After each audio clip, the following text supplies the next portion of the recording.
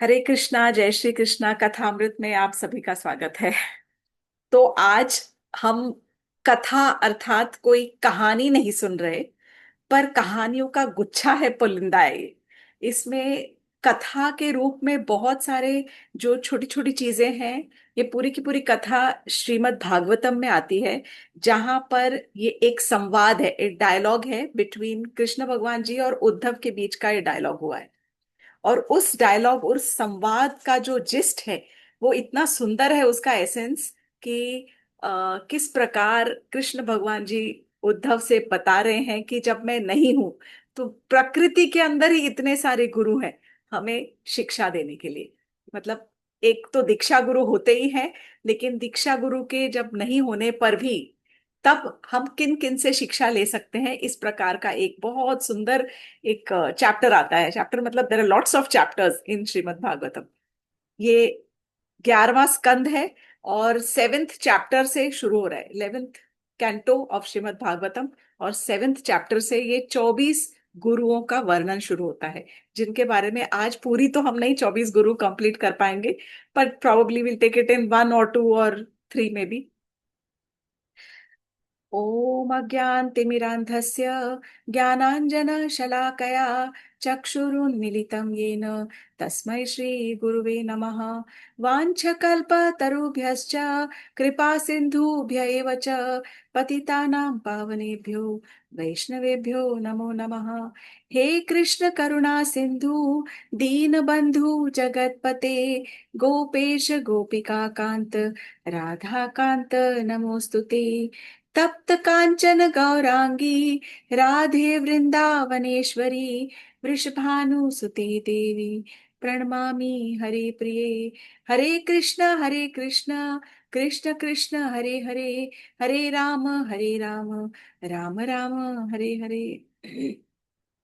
तो श्रीमद् भागवतम के 11वें स्कंद में 7वें चैप्टर में एक इस प्रकार का एक संवाद आता है। जब श्री कृष्ण भगवान जी उद्धव से कह रहे हैं कि अब मेरा इस धरती से प्रस्थान करने का समय आ गया है और मैं यहां से एग्जिट करना चाहता हूं, so I am planning to leave the planet. ये सुनकर जो उद्धव हैं, उनके परम मित्र हैं, उनके सगे हैं, उनके भाई हैं, कजिन ब्रदर हैं, वो बहुत, उनका हृदय द्रवित हो जाता है, बहुत ज्यादा दुखी हो जाते हैं। वो, उनको बहुत तकलीफ होने लग जाती है और वो कहते हैं कृष्ण से कि आप मुझे अपने साथ ले जाइए, मैं आपके बगैर यहाँ कैसे जीवित रह पाऊंगा। तब कृष्ण कहते हैं कि नहीं, तुम्हारा अभी यहाँ पर रहना अनिवार्य है, इसीलिए तुम्हें संन्यास ले लेना चाहिए। तो कृष्ण कहते हैं कि उद्धव कहते हैं कि सन्यास, सन्यासी की तरह तो मुझे जीना आता ही नहीं। और इतना बड़ा जो जगत है, इतनी बड़ी जो दुनिया है, जिसको आपने पूरा माया से भर रखा है, मैं सन्यास लेकर भी, एक साधु बनकर भी, मैं इस माया से कैसे अपने आप को बचा पाऊंगा, किस प्रकार अपने इंद्रियों को अपने कंट्रोल में कर पाऊंगा। नहीं तो हमेशा, हर समय हर एक व्यक्ति अपनी इंद्रिय तृप्ति और इंद्रियों के भोगों में ही लगा हुआ है। तो मैं किस प्रकार ये कर सकूंगा, ये आप मुझे शिक्षा दीजिए और मुझे बताइए। तब कृष्ण भगवान जी एक कथा कहते हैं और कहते हैं कि हर एक व्यक्ति के हृदय के अंदर एक खास परमात्मा है, which is special to that particular जीव। तुम्हारे जीव आत्मा के अंदर तुम्हारा एक अलग परमात्मा है। तुम उनके साथ कनेक्ट करो, और जब तुम्हें कोई भी दुविधा हो तो अपने परमात्मा के साथ संपर्क, like a connection to a hotline with your own परमात्मा जो आपके हृदय में बैठा है, उनसे आप कनेक्ट करके और उनसे आप गाइडेंस लो। उनसे आप पथ, जो आपको पथ प्रदर्शक आपके अंदर बैठे हैं परमात्मा, वो आपका पथ प्रदर्शन करेंगे। तब कृष्ण भगवान जी ने ये कथा कही और कहते हैं कि एक बार महाराज यदु जो थे, वो एक बार कहीं जंगल में जा रहे थे और तब उनको एक अवधूत ब्राह्मण मिले।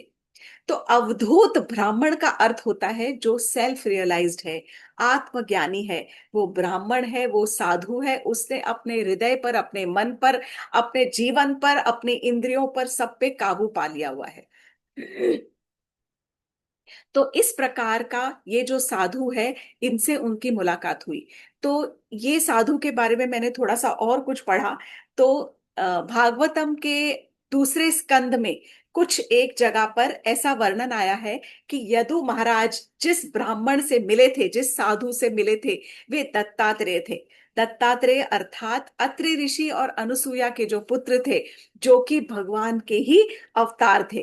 दत्तात्रेय अनुसुईया देवी के पुत्र थे, और उन्होंने भगवान से वरदान मांगकर एक ऐसा पुत्र मांगा था जो आप जैसा ही हो। और इसी प्रकार ब्रह्मा विष्णु और महेश तीनों के गुणों को मिलकर जो दत्तात्रेय भगवान का जो अपीयरेंस हुआ है, वो इस अवधूत ब्राह्मण के रूप में ये द्वितीय स्कंद में, in the second canto of Shrimad Bhagavatam, इनकी चर्चा आती है कि किस प्रकार महाराज यदु के ऊपर फिर भगवान दत्तात्रेय का इन्फ्लुएंस हुआ, और उन्होंने उनको अपना गुरु और इष्ट माना है, और उनकी सारी शिक्षाओं को अपने हृदय के अंदर समा के और अपने जीवन में उनका अनुसरण किया है। तो यहाँ पर क्लियरली दत्तात्रेय भगवान का नाम नहीं लिया गया है, अवधूत ब्राह्मण ही कहा है कि महाराज यदु जिनसे मिले वो एक अवधूत ब्राह्मण थे। परंतु सब जगह इन अवधूत ब्राह्मण को भगवान दत्तात्रेय ही माना गया है, जो कि ये जो भगवान है ये स्वयं भगवान कृष्ण के ही एक अवतार के रूप में माने जाते हैं। तो कृष्ण भगवान जी एक कथा कह रहे हैं कि महाराज यदु को एक बार उनकी उनकी जो भेंट हुई, वो एक अवधूत ब्राह्मण से वो भेंट हुई। और वो भेंट होने के बाद महाराज यदु जो थे वो ब्राह्मण से इतने ज्यादा इम्प्रेस हो गए, और वो पूछने लगे कि आप बताइए कि आप इतने ज्ञानी हैं, आपने अपनी इंद्रियों पर तृप्ति की हुई है, आपने सारे जीवन का ज्ञान प्राप्त किया है, आप मुझे बताइए कि इस जगत में रहते हुए, आप मायावी जगत में रहते हुए आपने ये सब कैसे प्राप्त किया है।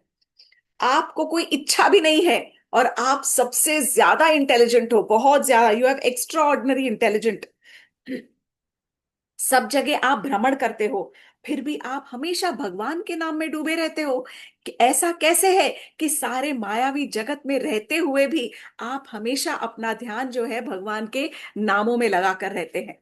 तब वो जो अवधूत ब्राह्मण है, जो कि स्वयं भगवान कृष्ण के ही अवतार हैं, दत्तात्रेय भगवान, और वो अवधूत ब्राह्मण कुछ शिक्षा देते हैं महाराज यदु को। Now this is again, I am repeating, this is a conversation. Krishna भगवान जी उद्धव को ये बता रहे हैं कि एक बार महाराज यदु दत्तात्रेय भगवान को मिले थे, और इस प्रकार उनके बीच में ये कॉन्वर्सेशन हुआ था। तो वो जो अवधूत ब्राह्मण है, जो दत्तात्रेय हैं, उन्होंने क्या जवाब दिया? उन्होंने कहा कि मैंने बहुत सारे गुरुओं का आश्रय लिया है। जब तक मुझे गुरुओं से शिक्षा प्राप्त होती रहती है, बहुत सारे गुरु हैं इस प्रकृति में, भगवान ने भर भर के रखे हुए हैं, और हर एक गुरु से मैंने कुछ न कुछ शिक्षा प्राप्त की है। मैंने 24 ऐसे गुरुओं की शरण ली है, 24। और मैं तब उस वक्त उस समय अवधूत ब्राह्मण ने उन सारे 24 गुरुओं का एन्यूमरेशन किया है, उनका नाम बताया है, और पूरा डिटेल में समझाया है कि प्रकृति में ही रहने वाले ये जो 24 गुरु हैं, उनसे मैंने क्या क्या सीखा है। सबसे पहला गुरु जो अवधूत ब्राह्मण कह रहे हैं महाराज यदु को, और ये पूरा एक्सप्लेनेशन अगेन उद्धव सुन रहे हैं कृष्ण भगवान जी के मुख से, कि पहले गुरु प्रकृति के कौन है? धरती, भूमि, अर्थ। तो वो कहते हैं कि मैंने धरती से क्या सीखा है। धरती जो है वो सहनशीलता का सिंबल है, शी इज टॉलरेंट, पेशेंस। कि सारी के सारा जो जगत है वो इतना शोषण करता है धरती का, उसका उसमें से खान, मतलब जो खान बनाए जाते हैं, माइनिंग होती है, मेटल्स निकाले जाते हैं, सोना चांदी, आयन निकाला जाता है। फिर यहाँ पर ड्रिलिंग की जाती है, हर समय जब देखो ड्रिल हो रहे हैं, कभी बिल्डिंगें बन रही है, खोदा जा रहा है, जितनी ऊंची बिल्डिंग उतनी नीचे नीचे अंदर अंदर उसका बेसमेंट, अंदर पूरा फाउंडेशन बनता जाता है। धरती जो है वो सारे, धरती के ऊपर कितना रक्तपात होता है जब युद्ध होता है, there is so much of bloodshed, परंतु धरती शांत बैठी रहती है, एकदम पीसफुल, सहनशील है, शी इज टॉलरेंट, सब कुछ शांति से सहती रहती है। वो घर देती है, चींटियों, छोटी छोटी चींटियां धरती के अंदर अपना बिल बनाती है, घर बनाती है। जो रैबिट होता है, खरगोश, वो धरती के अंदर अपना घर बनाता है। इस प्रकार के कितने जानवर हैं जो धरती के अंदर अपना आश्रय लेते हैं, परंतु धरती फिर भी टॉलरेट करती है। इतने सारे पेड़ काटे जाते हैं, इतना प्रदूषण फैलाया जाता है, परंतु धरती चुपचाप रहती है। हम बच्चों के जब जब बच्चे होते हैं तो कितना जंप करते हैं, कूदते हैं, दौड़ते हैं, बहुत तरह तरह का हम उत्पात मचाते हैं। हम तो बच्चे जब बच्चे करते हैं वो अलग है, पर जैसे जैसे लोग बड़े हो जाते हैं, जब युद्ध छिड़ता है और मार पीट होती है, इस उस प्रकार उस वक्त जब रक्तपात होता है, तो वो धरती का हृदय बहुत दुखी हो जाता है, परंतु वो शांत रहती है। तो धरती हमें सबसे बड़ा जो लेसन सिखाती वो है सहनशीलता का। भले उसके ऊपर बड़े बड़े ऊंचे ऊंचे हाथी चलते हों, विशाल काय, या छोटी छोटी चींटियां चलती हों, वो कभी सबको प्रोवाइड करती है। फल, रूट्स, फ्लावर्स, मतलब पेड़ों की तरह, जैसे पेड़ उगते हैं उसके ऊपर, जड़ों को उनको आश्रय देती है, पेड़ों को आश्रय देती है। इसलिए हमेशा मैंने धरती से यही सीखा है कि मुझे सहनशीलता एक साधु का स्वरूप है, परम धर्म है। तो ये जितनी क्वालिटीज हैं, एक्चुअली ये साधु ने सीखी हैं, कि इन क्वालिटीज को मैंने इम्बाइब किया है, अपने अंदर संजोया है, और तब जाके मेरे अंदर साधु जैसे धर्म की प्रवृत्ति उपजी है, और इस प्रकार मेरे पास जो साधु धर्म है वो बढ़ा है। So they are mainly for lot of these qualities are for extreme sadhus, लेकिन हम जो नॉर्मल ह्यूमन बींग्स हैं, नॉर्मल जीवात्मा है, हम भी बहुत कुछ सीख सकते हैं। सहनशीलता। फिर किसी को लगेगा कि अरे इतना सहनशील होके क्या फायदा, क्योंकि धरती तो सहनशील है, लेकिन कभी कभी तो वल्केनो भी इरप्ट हो जाता है, कभी सुनामी भी आ जाती है। तो सहनशीलता की एक लिमिट होती है, और ये हमें अपने जीवन में वो एक बाउंड्री लाइन ड्रॉ करना भी जरूरी है। तो धरती ये भी सिखाती है कि वो हम अपने जीवन में किस प्रकार एक लाइन ड्रॉ कर सकते हैं, बाउंड्री की, कि कोई हमारा अननेसेसरी शोषण नहीं करे। यदि, मतलब एक सिंपल है कि कोई यदि अन्याय कर रहा है, तो पहले तो थोड़ा सा अगर है और जिससे हमें असुविधा हो रही है, उस अन्याय से यदि हमें असुविधा हो रही है, तो शुरू शुरू में थोड़ी सी असुविधा को टॉलरेट करो, उसको सहन करने का प्रयत्न करो। लेकिन यदि वो बढ़ जाए, अगर वो बाउंड्री क्रॉस कर रही है और आपके पर्सनल, मतलब पर्सनल लिमिटेशंस को क्रॉस कर रही है, आपके ऊपर अन्याय हो रहा है, या आपके फिजिकल को हर्ट कर रही है, आपके मतलब फिजिकल आइडेंटिटी को हर्ट कर रही है अगर वो, तो आपको हायर अथॉरिटी से बात करनी चाहिए। मतलब पहले टॉलरेट करो, उसके बाद बड़े जो सुपीरियर होंगे, कोई काउंसलर हैं, या फिर कोई आपके बुजुर्ग हैं, या घर में माता पिता है, या दादा दादी हैं, या फिर आपके टीचर्स हैं या गुरु हैं, तो उसको अगर वो बाउंड्री कोई क्रॉस कर रहा है, तो उसको इमिडिएटली किसी की निगाह में लाओ, हायर अथॉरिटीज की निगाह में लाओ, भले पुलिस हो या जो भी हो, इन एवरी डिफरेंट फील्ड, और उसको सिचुएशन को नोटिफाई करके एस्केलेट करो। पहला टॉलरेट, नहीं तो एस्केलेट। उसके बाद अगर फिर भी नहीं कुछ ठीक होता है, तो फिर उस रिलेशनशिप को टर्मिनेट कर दो, उसको बंद कर दो। मतलब कोशिश ये करो एस्केलेट करने के बाद, कि अगर वो नहीं हो रहा है, तो आपको अपनी मानसिक संतुलन बना के रखने के लिए उस रिश्ते को, उस सर्कमस्टेंस से आपको दूर हटना बहुत ज्यादा जरूरी है, जिससे आपका एग्जिस्टेंस डेंजर में पड़ रहा है, कि हमारा जो एग्जिस्टेंस है वो ही खतरे में अगर पड़ रहा है, उस सर्कमस्टेंस, उस पर्टिकुलर चीज की वजह से, तो उससे दूर जाना जरूरी है। तो इसलिए सहनशीलता आवश्यक है, लेकिन अगर सहनशीलता में कोई बाउंड्री क्रॉस कर रही है, जिसको आपको ही निर्धारित करना है कि कहाँ तक मेरी सीमा चल सकती है, उसके बाद अगर वो आपके एग्जिस्टेंस को हर्ट कर रहा है, तो इसलिए तब ये भी बताया है कि then you have to respectfully maintain a distance from that particular circumstance or that particular situation or that particular relationship or anything. हम दूसरों को हमारे ऊपर अन्याय नहीं करने दे सकते। जिस प्रकार धरती बहुत ज्यादा अन्याय सहन करने के बाद सडनली अगर बहुत ज्यादा समुद्र को हम रिक्लेम करते जाएंगे, तो कभी भी सुनामी फट जाता है, फिर धरती जवाब दे देती है कि अब बस, अब इससे ज्यादा मैं नहीं सहन कर सकती हूँ। जस्ट बिकॉज मैं सहन कर रही हूं, इसका मतलब ये नहीं कि आप मेरा फायदा उठाएं। तो इस प्रकार पहला जो लेसन सीखा है, पहला गुरु उन्होंने बनाया, वो धरती को बनाया, और धरती को गुरु बनाकर, भूमि को गुरु बनाकर ये सीखा सहनशीलता का पाठ इन लिमिट। दूसरा जो गुरु उन्होंने बनाया, वो कहते हैं कि द्वितीय गुरु जो मेरे हैं वो है पहाड़, जो कि मतलब माउंटेन्स। और माउंटेन्स जो है एक्चुअली दूसरा गुरु नहीं है, mountains are a part of earth. तो अर्थ के ही पार्ट, एक अर्थ आया, part A is mountains, part B will be trees, second guru is actually Vayu. तो we are going in the first guru only. हमने धरती से सहनशीलता सीखी है, दूसरे गुरु हमने बनाया है वो है पहाड़। और पहाड़ कैसे हैं? वो हमेशा ऊंचे खड़े रहते हैं, छाती तान के खड़े रहते हैं, भले तूफान आए, बिजली आए, बारिश आए, कुछ भी आए, लेकिन वो हमेशा तनकर खड़े रहते हैं। वो सबको जीवन दान देते हैं, वो आश्रय देते हैं, वो भी जानवरों को आश्रय देते हैं, वो भी पेड़ों को आश्रय देते हैं। इसलिए सबसे लेसन उनसे कैसे सीखा कि कितनी भी मुसीबत आए, कितनी भी मुश्किल आए, कभी भी निराश नहीं होना चाहिए, अपने ऊपर भरोसा रखकर और खड़े रहना चाहिए, प्रभु पर भरोसा रखकर, और stand toll in the time of all difficulties. कभी भी निराश नहीं होना चाहिए, कभी किसी से डरना नहीं चाहिए। वो हमेशा जो पहाड़ है वो दूसरों के भले के लिए ही जीते हैं।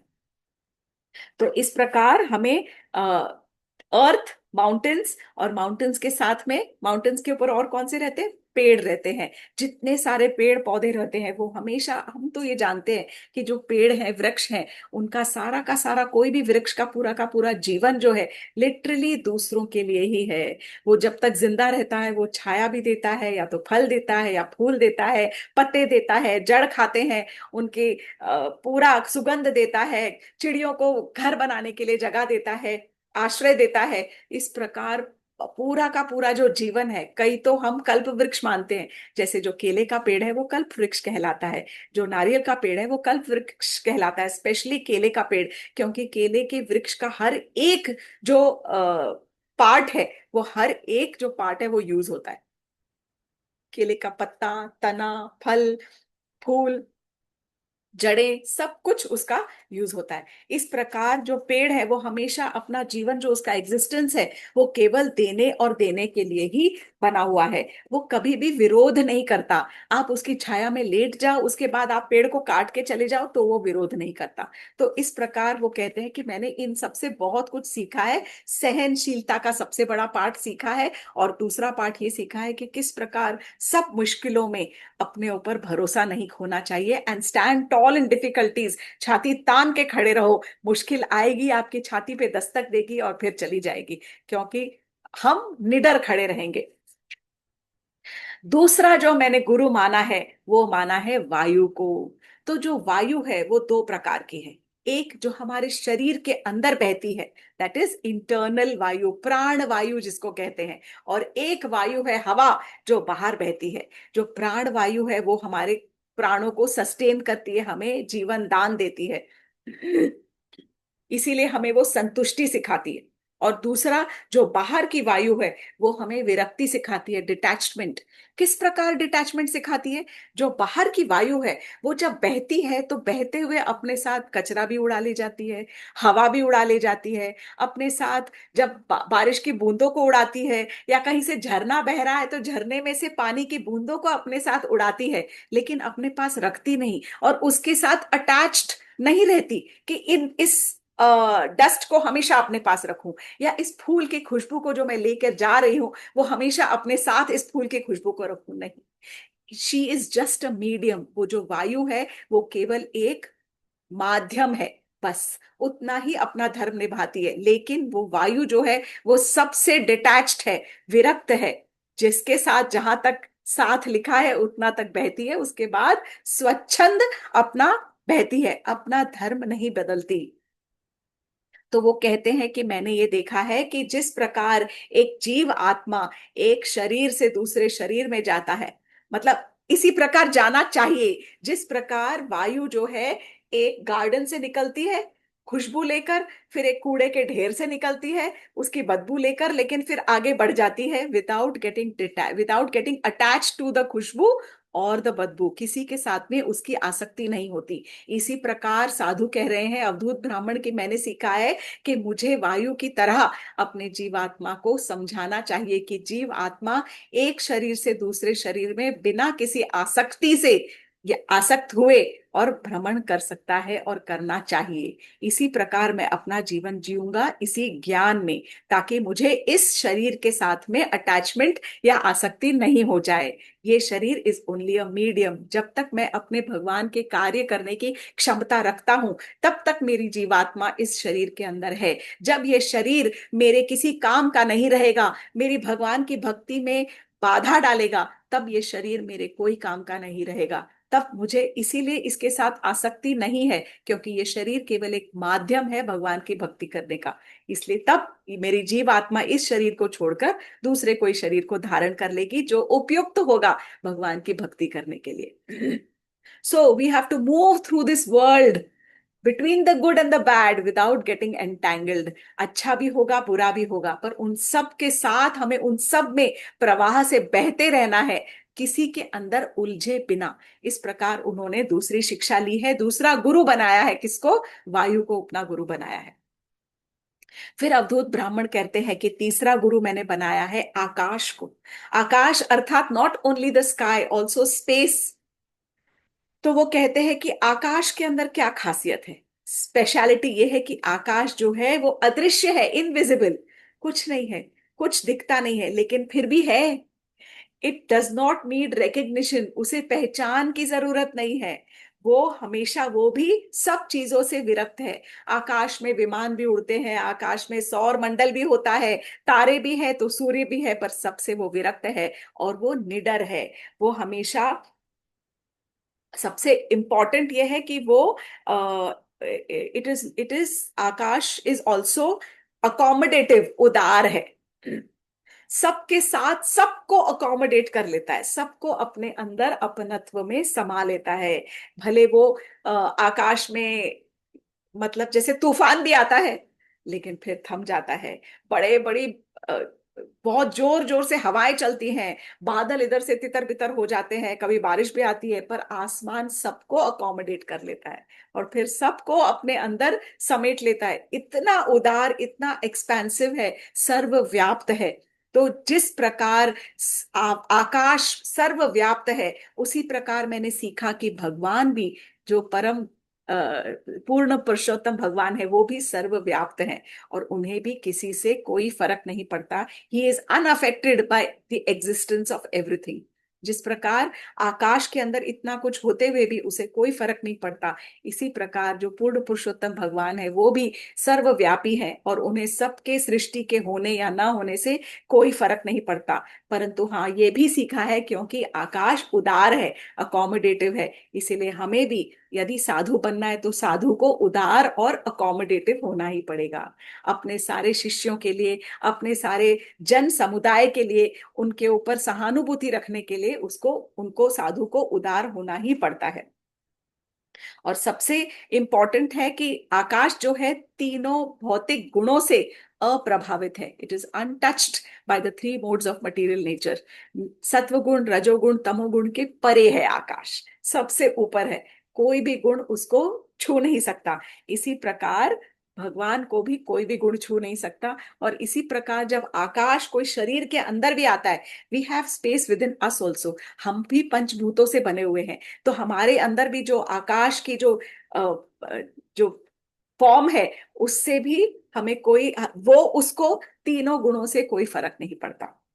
चौथा गुरु उन्होंने बनाया है जल को। तो हमारा धरती हो गई, और फिर उसके बाद वायु हो गई, फिर आकाश हो गया, फिर अब हम आए हैं जल के ऊपर। जल की तो बहुत सारी क्वालिटीज हैं।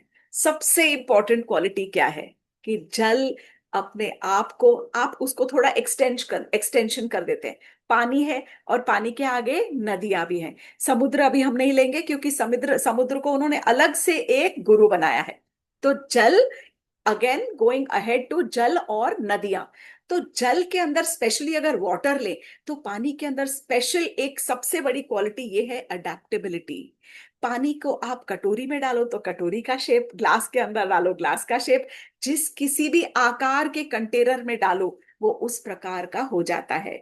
जिस कलर का रंग डालो उसको, रंग को अपना लेता है। जो टेस्ट डालो, रोज, केवड़ा, केसर, जो भी डालोगे आप, फ्रेग्रेंस डालोगे, टेस्ट डालोगे, वो टेस्ट अपने आप में वो एक्सेप्ट कर लेता है।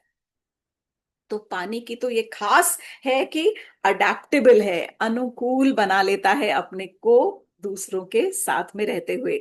It makes itself adaptable to the other thing, मतलब जो रंग है उसके साथ में एक अनुकूल क्षमता वो कर लेता है, अडेप्ट कर लेता है। दूसरा बोले मैंने उनसे क्या सीखा है कि वो पारदर्शी है, transparent.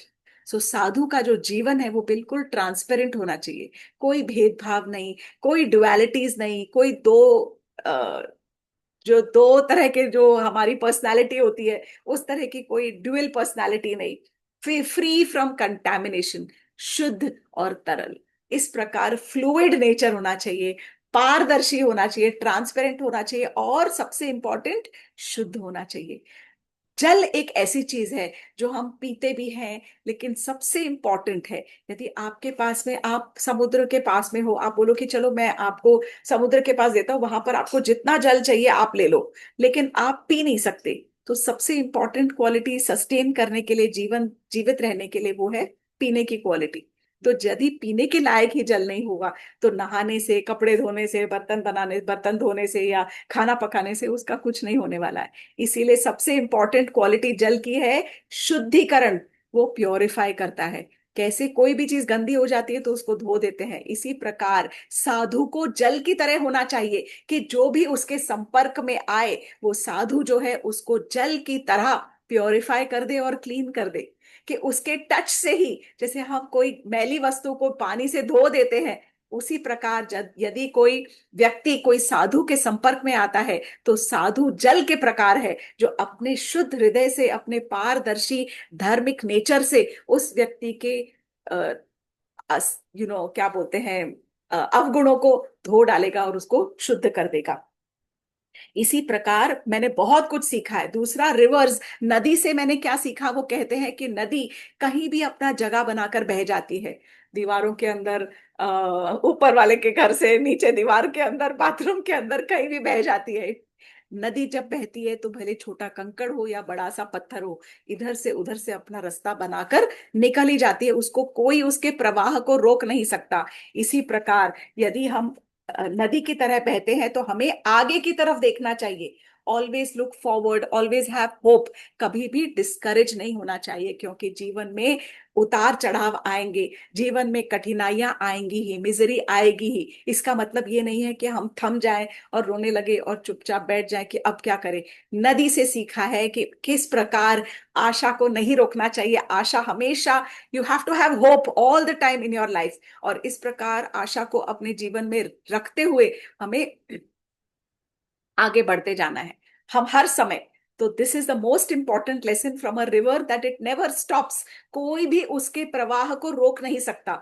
No buddy can obstruct the flow of a river, और एक्चुअली इवन वाटर। तो वाटर की तरलता जो शुद्धि है, कि हमें भी इतना तरल और इतना शुद्ध होना चाहिए कि कोई भी हमारे संपर्क में आए तो उसे लगा, अरे मेरा मन तो शुद्ध हो गया, मेरी मैं तो धुल गया इस व्यक्ति के साथ संपर्क में आके। और कभी भी, जैसे कि नदियां बहती जाती हैं, इस प्रकार अपने गोल पर फोकस करें कि मुझे आगे ही बढ़ना है। नदी समुद्र से मिलने के लिए आगे बढ़ती है, इसी प्रकार हमें भी अपने आप को आगे बढ़ते रहना है, भगवान की भक्ति की ओर, भगवान के चरणों की शरण को फोकस में रख के। और किस प्रकार हम आगे बढ़ सकते हैं, ये हमें अपने जीवन में फोकस रख के और आगे बढ़ते जाना है। कठिनाइयां तो आएंगी, that is a part of life. पांचवा गुरु किसको बनाया है? अग्नि। पंच महाभूत के अंदर हम चल रहे हैं, इसके बाद और बहुत सारे 24 गुरु है, तो पूरे तो आज नहीं कर पाएंगे। पांचवा गुरु कौन सा था? अग्नि। अग्नि का मेन क्या है? कि वो सबको जला डालती है, जो भी डालोगे उसको भस्म कर देगी। तो साधु कहते हैं कि बहुत सारे गुरु हैं, लेकिन हमें ये देखना है कि किन से हम क्या अच्छा सीख रहे हैं। जो बुराइयां हैं वो तो हटा देनी है ना। गुरुओं के अंदर there are negatives also, but we will learn only from the positives of that particular guru. जिनसे हमें अच्छा सीखना है वो ही हम इम्बाइब करेंगे और वो ही हम एक्सेप्ट करेंगे।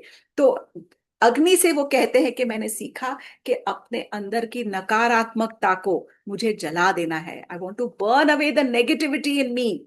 उसको मुझे जला देना है, और मुझे भगवान के दिए हुए हर एक गुण को उपहार की तरह और उसका उपयोग करना है भगवान की भक्ति में आगे बढ़ने के लिए।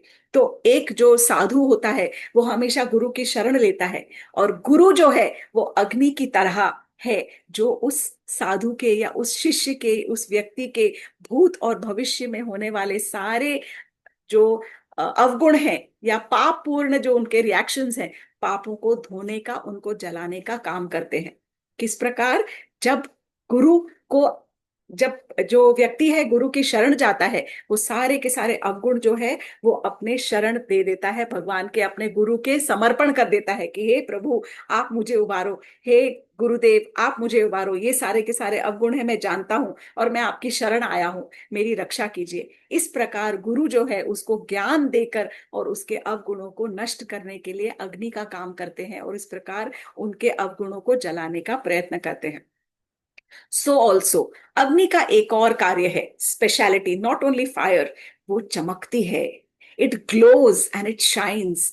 तो यदि कोई जो व्यक्ति है, जो साधु है, वो अपने तप के बल से इतना बल इकट्ठा कर सकता है कि वो देदीप्यमान हो जाता है, इट्स ही स्टार्ट्स ग्लोइंग, वो प्रज्वलित हो जाता है, उनकी आभा चमकने लगती है, और भी ज्यादा शुद्धिकरण होता है। जैसे कि सोने को यदि जलाते हैं अगर हम अग्नि के अंदर, तो वो और ज्यादा चमकता है, it starts glowing in the gold. इसीलिए तप को जो है, हमें तप की अग्नि में अपने जीव को जलाना है, और तप की अग्नि से अपने जीव को शुद्ध करना है, ताकि वो अग्नि की भांति प्रज्वलित हो सके और अग्नि की भांति ग्लो कर सके, उसकी आभा चमकने लगे। अगर हम अपने अपराधों को सही मायने में हैंडल नहीं करेंगे, तो हम अपने ही अपराध की अग्नि में जल सकते हैं। तो इसीलिए अपराध करने के लिए you have to be always alert, क्योंकि अपराध जो है वो भी अग्नि की तरह है, वो हमें जला देगी। तो इस प्रकार बहुत सारी चीजें उन्होंने अग्नि से सीखी। अब आ गया नेक्स्ट, छठा है चंद्रमा। बोले मेरे छठा गुरु, छठे गुरु है चंद्रमा, वेरी इंपॉर्टेंट। चंद्रमा से क्या सीखते हैं? चंद्रमा घटता है और फिर बढ़ता है, फिर घटता है फिर बढ़ता है, लेकिन फिर भी हर अंधेरी रात में किस प्रकार वो उजाला देता है। तो कहते हैं कि मैंने कैसे सीखा कि द मून स्टेज अनअफेक्टेड, भले जीवन में उतार आए या चढ़ाव आए, लेकिन मुझे चंद्र से ये सीखने को मिला कि भले जीवन के घटाव में चढ़ाव में वो किस प्रकार शांति से अनअफेक्टेड रहता है, उसे कोई भी चीज से फर्क नहीं पड़ता, और डजंट लूज होप। कैसे? कि वो डार्क डेज, अंधेरी रात में भी वो अपनी रोशनी देता है। इसीलिए जीवन की जब अंधेरी रातें हो, तभी भी हमें अपने जीवन में आशा नहीं छोड़नी चाहिए और होप को बरकरार रखना चाहिए। छठे सातवें गुरु हैं सूर्य देव। सूर्य से उन्होंने क्या सीखा ना, सूर्य तो is the most important, I mean everybody, every all these gurus are important, but Surya इतना सुंदर उन्होंने लिखा है कि सूर्य एक है जो हमेशा अपना डिसिप्लिन बरकरार रखता है। सुबह उठना भी है, दिनचर्या, भले आपको दिखे या नहीं दिखे, पर सूर्य अपने समय से अपने रथ पर निकलता है और अपने रथ पे चढ़कर वापस भी आता है, अपना अनुशासन और अपना डिसिप्लिन बना के रखता है। तो सूर्य से कह रहे हैं अवधूत ब्राह्मण की मैंने तो अनुशासन सीखा है, डिसिप्लिन सीखा है। सूर्य ऐसा है कि जब गर्म होता है तो धरती से सारे पानी को खींच लेता है। वो चाहे तो पानी अपने पास रख सकता है, लेकिन वो ये नहीं करता, वो लेता है और फिर वापस वर्षा के रूप में दे सकता है। So it does not hold any water for himself, it does not have any proprietorship कि ये अधिकार मेरा है, अब मैंने ले लिया, सारा का सारा पानी खींच लिया तो मेरे पास रहेगा, नहीं। ये सारा का सारा वापस सब जगह फिर से वो वितरित कर देता है। तो जो साधु है उसको क्या करना चाहिए? सूर्य की भांति उसे जगह जगह से बहुत सारे उपहार मिलते हैं, परंतु वो कभी भी कुछ भी अपने लिए नहीं लगता। जो भी उपहार, जो भी भेंट मिलती है, वो जरूरतमंद, जिसको जिस प्रकार की जरूरत है वो वहां पर बांट देता है और वहां पर वो भेंट देता है। तो साधु का अर्थ, साधु यहाँ पर बिल्कुल भी पोजेसिव नहीं है, उसके अधिकार की भावना नहीं है उसके अंदर। तो कभी कभी एक और कहा है कि जब सूर्य कभी बादलों के बीच में छुपा हुआ होता है, लेकिन फिर भी वो बादलों के बीच में छुप कर भी अपनी रोशनी देता रहता है। आपको पता होता है कि बादल से ढक गया है, लेकिन फिर भी दिन निकला हुआ है, क्योंकि भले सूरज छुपा हुआ हो पर उसकी रोशनी बाहर चमक रही है। इसी प्रकार जो कोई व्यक्ति है, वो अपने कर्म में यदि कोई तकलीफ में आता है, कोई डिफिकल्ट टाइम्स में भी आता है, परंतु यदि वो अपने धर्म के रास्ते पर चल रहा है, तो उसकी जो आभा है वो सबको नजर आती है, उसकी चमक सबको नजर आती है, उसके धर्म के किए हुए कार्य सबको पता होते हैं कि ये अपने धर्म के रास्ते पर चलता है। उसका हमेशा कभी भी नाम बरकरार रहता है, भले वो कितनी ही तकलीफ में क्यों ना हो। Even if he is going through very difficult times, the cloud is a difficult time, लेकिन फिर भी सूर्य को वो ढक नहीं सकता।